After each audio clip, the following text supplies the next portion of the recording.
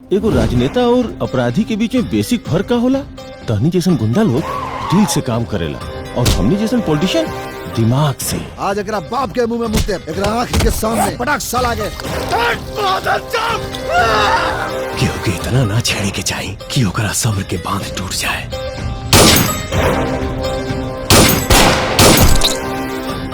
एगो अकेला आदमी शहर के जंगल बना के रख ले बा और कोनो भी लड़ाई बिना सेना के ना लड़ल जा सकेला। मौका आइला पे एकनी के हर बात के जवाब दिया जाए। जनता ने उसका बहुत दूध और फूल से अभिषेक किया है, अब उसका रक्त अभिषेक करो। युद्ध कहाँ तक डाला जाए, वैर कहाँ तक पाला जाए। तू भी है राणा का वंशज, फेंक जहाँ तक पाला जाए।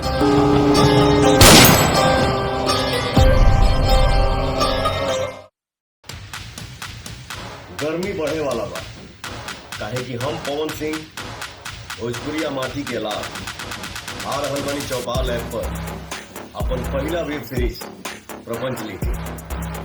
तो वही डाउनलोड करी चौपाल ऐप और देखी भोजपुरी के पहला वेब सीरीज प्रपंच और भोजपुरी फिल्म भी, कहीं भी कबहू भी।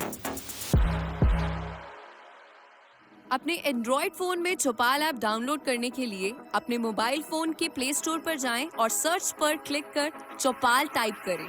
फिर चौपाल ऐप पर क्लिक करें। इसके बाद इंस्टॉल पर क्लिक कर डाउनलोड को पूरा करें। फिर ऐप को ओपन करें। अगर आपके पास पहले से चौपाल ऐप का अकाउंट है तो अकाउंट डिटेल्स डालकर साइन इन करें।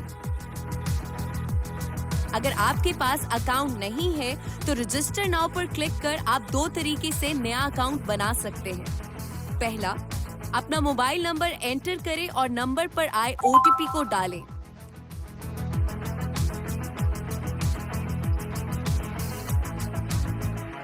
दूसरा, ईमेल आईडी डालकर पासवर्ड बनाएं और रजिस्ट्रेशन को पूरा करें। अब मोबाइल पर देखने के लिए 99 रुपए का प्लान लें। टीवी, मोबाइल या लैपटॉप पर देखने के लिए 799 या 999 का प्लान लें।